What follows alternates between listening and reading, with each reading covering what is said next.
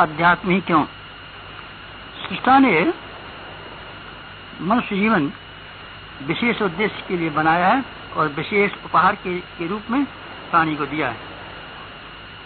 भगवान ने अपने कार्य में, अपने विश्व उद्यान में सहायता करने के लिए, इसको सुरम्य और समुन्नत बनाने के लिए मनुष्य को अपने सहायक के रूप में पैदा किया। इसको जो अनेक विशेषताएं दी हैं वो एक अमानत के रूप में दी हैं और एक धरोहर के रूप में दी हैं, ताकि इस अमानत और इस धरोहर का ठीक तरीके से उपयोग करके अपने व्यक्तिगत जीवन में सरलता पूर्वक सारा काम चला सके और निर्वाह कर सके। उसके पास समय बचे, शक्तियां बचे, ताकि उस विश्व उद्यान को समुन्नत बनाने के लिए प्रयत्न करना उसके लिए संभव बन सके। इस दृष्टि से मनुष्य का जीवन बनाया, शौक मौज के लिए नहीं। तो शौक मौज के लिए मनुष्य का जीवन बनाया होता है तब फिर एक बहुत भारी पक्षपात की नहीं। अन्य प्राणियों को जो सुविधाएं नहीं मिली वो मनुष्य को मिली। ऐसा कैसे होना चाहिए था? सारे बच्चे एक समान भगवान को समझने चाहिए थे। अगर बोलना आवश्यक था तो सबको सिखाया जाना चाहिए था। सुविधाएं जो आवश्यक थी सबको दी जानी चाहिए, लेकिन मनुष्य को ही दी गई और को नहीं दी गई। इसका एकमात्र उत्तर यही है कि भगवान ने मनुष्य को एक विशेष, इस तरीके से खजांची के पास खजाना जमा कर दिया जाता है, मिनिस्टरों के पास विशेष अधिकार केंद्रित कर दिए जाते हैं, ऐसे ही इसको विशेष अधिकार दिए गए हैं ताकि इस विश्व को सुंदर, समुन्नत, सुरक्षित बनाने के लिए भगवान के कार्य में मदद करें।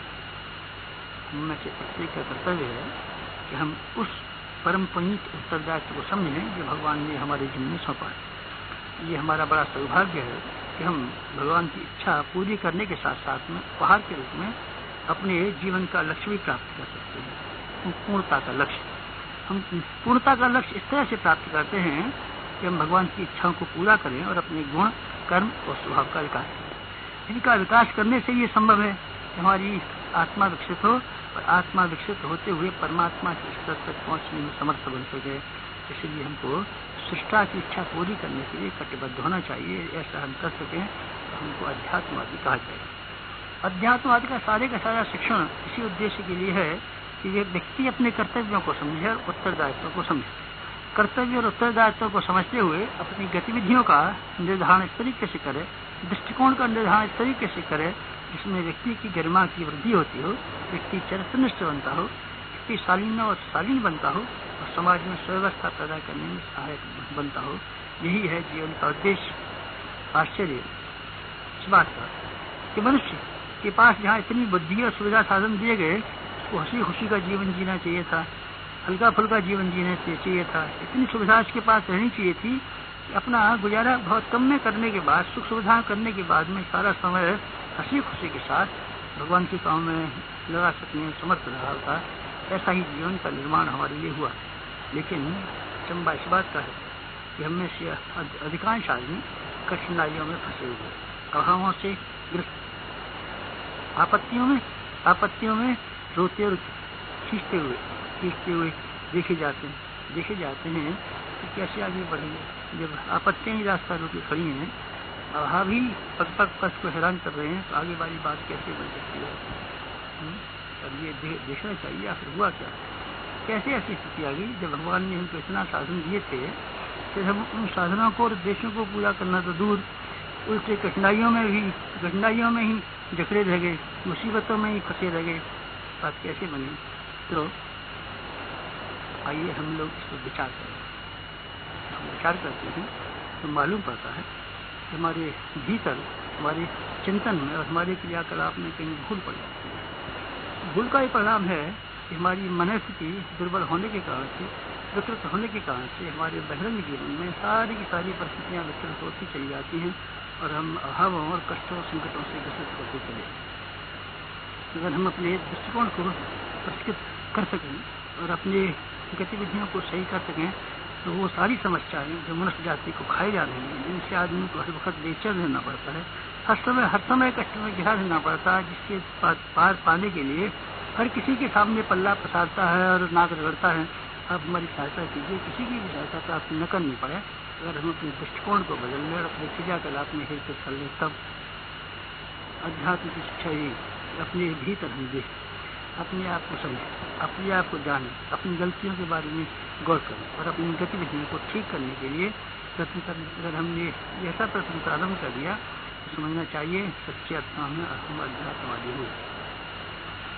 देखते हैं कीचड़ जहाँ कहीं भी सड़ती है वहाँ कीड़े पैदा हो जाते हैं, बदबू पैदा हो जाती है, रेंगने वाले क्या कीड़े जहाँ तहाँ घूमना शुरू हो जाते हैं और दुर्गंध फैलना शुरू हो जाती है। इनमें से प्रत्येक प्रकृति को हम दूर करना चाहें तो ये कठिन। कीचड़ बनी है और हम मच्छरों को पकड़ के भगाना चाहें तो कठिन है, मच्छरों को मारना चाहें तो कठिन है, बदबू हटाना चाहें तो कठिन है। सुगम यह है कीचड़ की गंदगी को साफ करें। कीचड़ की गंदगी को हम साफ कर देंगे तो हमारे लिए बदबू से बच सकना सुगम हो जाएगा, फिर मच्छरों से बचना सुगम हो जाएगा, फिर रेंगने वाले कीड़ों का अंत अपने आप आ जाएगा, हमको किसी कीड़े को मारना नहीं पड़ेगा।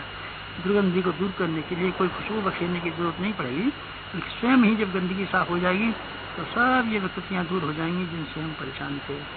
हंसता हंसाता जीवन हमारा होना चाहिए था, खिलता खिलाता जीवन हमारा होना चाहिए था, हमको प्रसन्न और प्रफुल्लित रहना चाहिए था। हमारी शक्ति ऐसी होनी चाहिए थी कि अपनी हल्की जिंदगी को स्वयं पार कर लें और अपने कंधे पर बिठा करके दूसरों को पार कर दें, लेकिन ऐसा बन नहीं सकता। इसका कारण ये है हमारी जीवन में जो अशुद्धियाँ छाई हुई हैं, इनका कारण ये है कि हमारा रक्त दूषित हो गया। मानसिक रक्त दूषित हो जाने पर थोड़े फंसियों का निकलना स्वाभाविक है। जीवन में असंख्य कृतियों का, असंख्य चिंता, परेशानियां, हैरानियों का निकलना संभव है।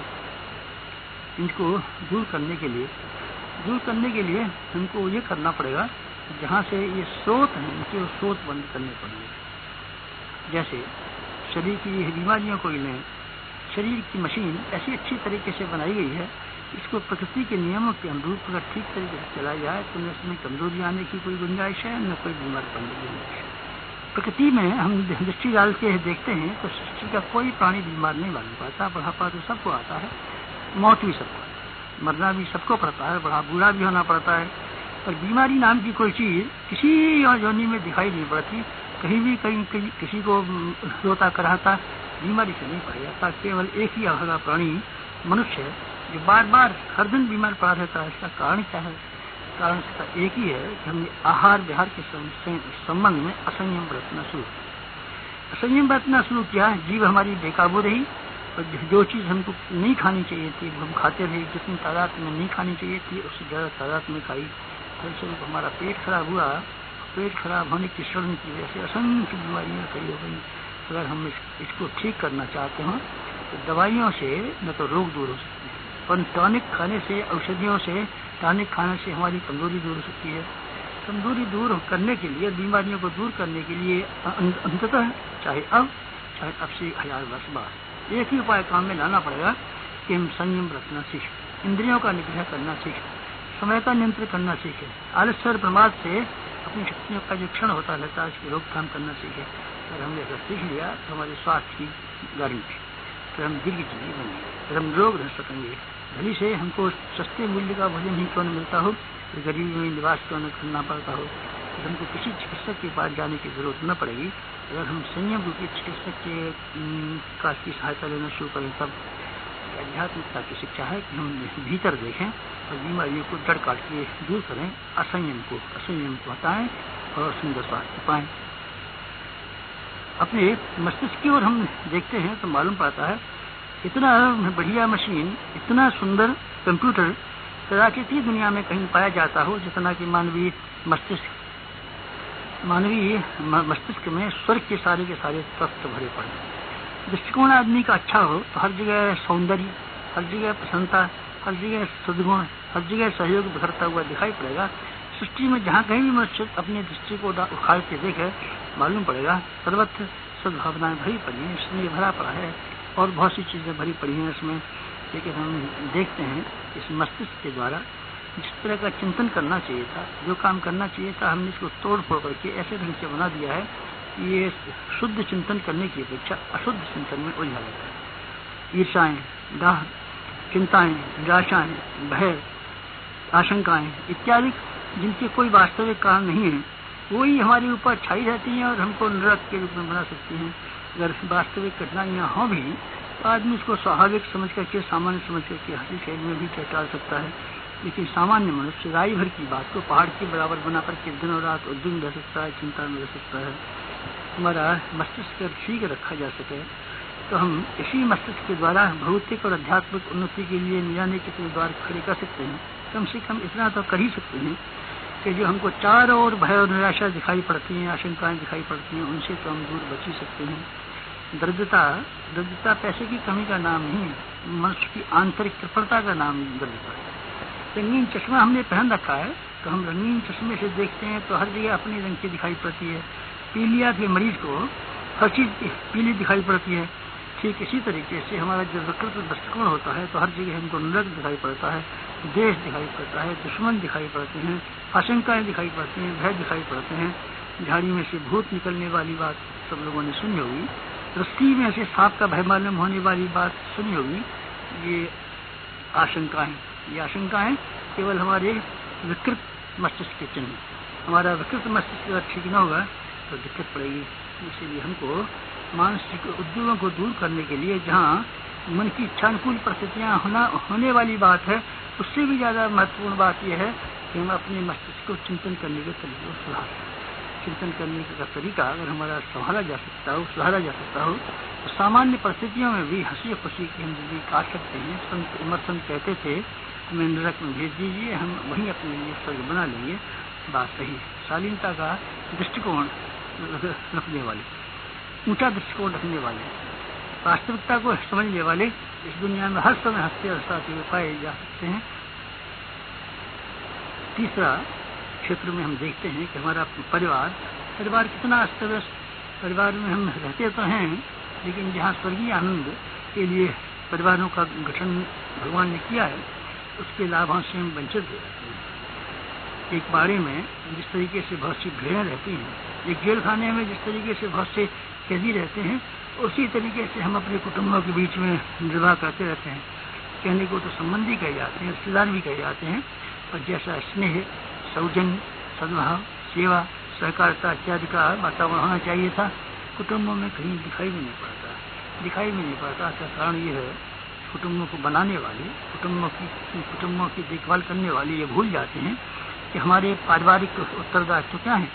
पारिवारिक उत्तरदायित्व में लोगों ने ये समझ के रखा है, हम अपने कुटुंबियों को प्रसन्न बनाने के लिए उनकी इच्छा अनुकूल चाहिए, उनके लिए बहुत सारा धन दौलत सामान इकट्ठा करें जिससे कि वो प्रसन्न रह सकें। ये बात करने से कुछ लाभ नहीं होता, बल्कि मनुष्यों की आदतें और खराब होती चली जाती हैं। आदतें खराब होते परिणाम ये होता है घर के वातावरण में विलासता से विनाश उत्पन्न होता है। अनावश्यक संपदा जमा करने से हरामखोरी की बत्तियां पैदा होती हैं, और हरामखोरी के परिणाम दुर्व्यसनों के रूप में और दूसरी बीमारियों के रूप में देखने में आते हैं। फिजूल खर्ची से क्या क्या नुकसान नहीं होते, हमने रोज देखा है। जरूरत इस बात की है कि हम अपनी पारिवारिक उत्तरदायित्वों को समझें, और पारिवारिक उत्तरदायित्वों के लिए भावनात्मक और मानसिक संपदा उनको दें।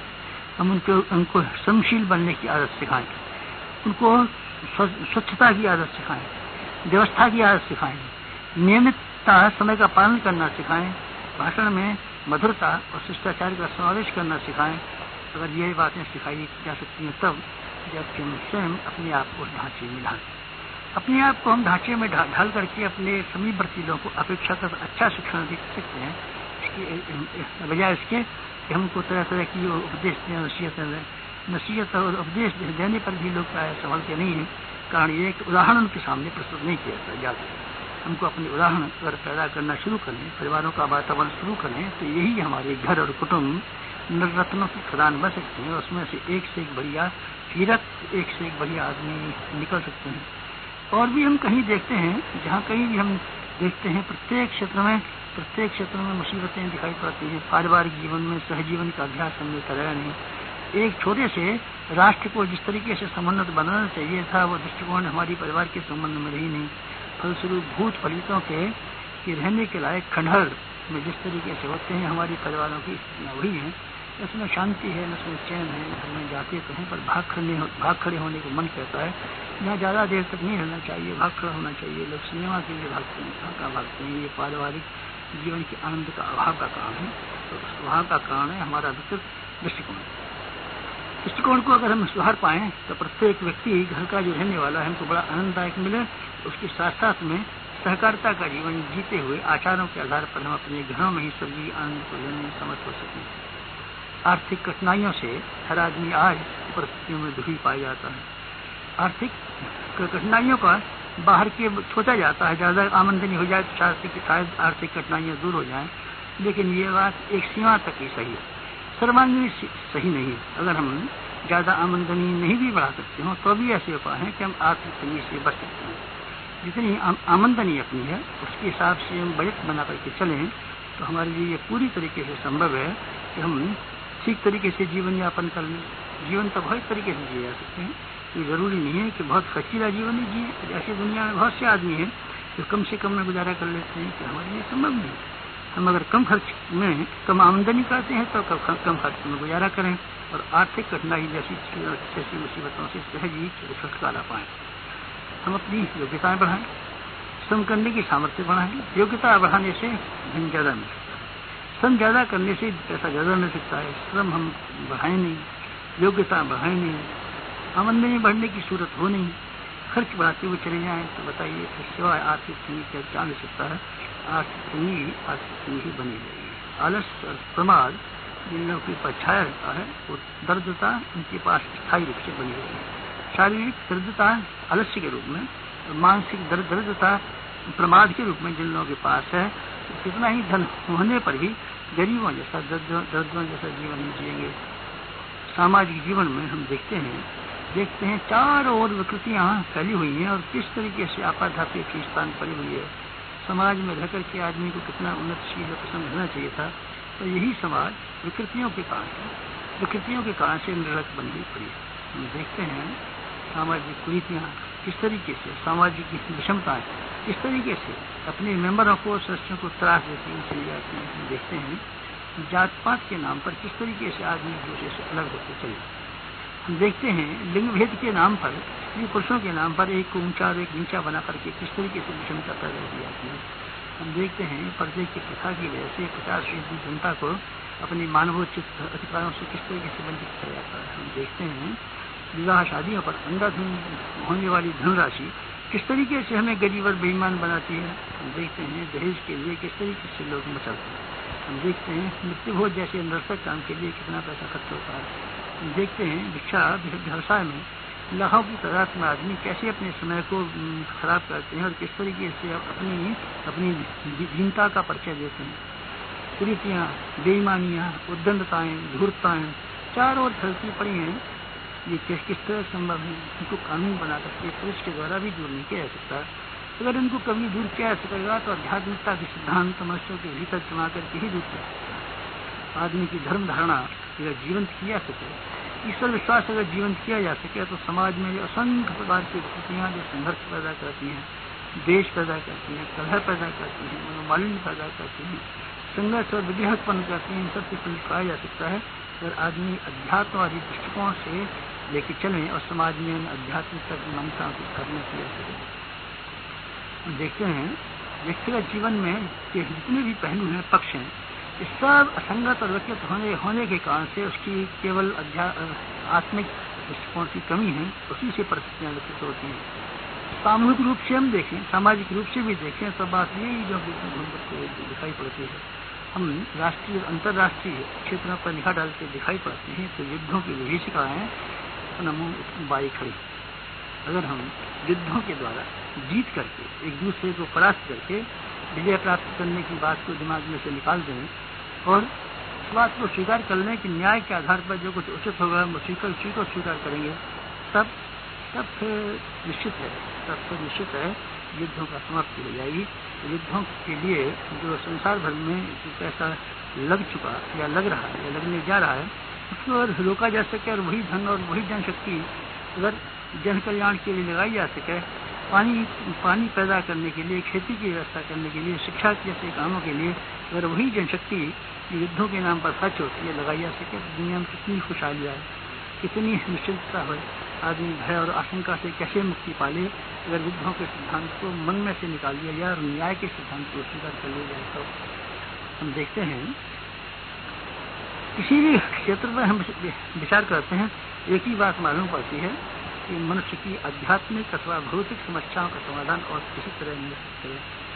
ईश्वर प्राप्ति के लिए बहुत सारे जप अनुष्ठान दान पुण्य इत्यादि किए जाते हैं, लेकिन ये भूल जाता है कि हम अपने आप के दृष्टिकोण को ऊंचा करने और चरित्र को ऊंचा बनाने अपने मन के दर्पण में भगवान हमको दिखाई देता है। लोग अपने मन को साफ नहीं करते, मन को धोने की कोशिश नहीं करते, भगवान को देवी देवताओं को पसंद करने बुलाने की कोशिश करते हैं। अपना भीतर का आकर्षण और चुंबकत्व अगर न हुआ तो हम कैसे भगवान को पा सकेंगे, स्वर्ग कैसे पा सकेंगे, मुक्ति कैसे पा सकेंगे, सर्वस्वी कैसे पा सकेंगे, शांति कैसे पा सकेंगे। व्यक्तिगत जीवन के तरीके से हमको देखते हैं कि इस दुनिया को सुंदर और समुन्नत बनाने के लिए क्या किया जाए। असंख्य योजनाएं नित्य बनती हैं जिसमें कि भौतिक सुविधाओं के संवर्धन का ख्याल रखा जाता है।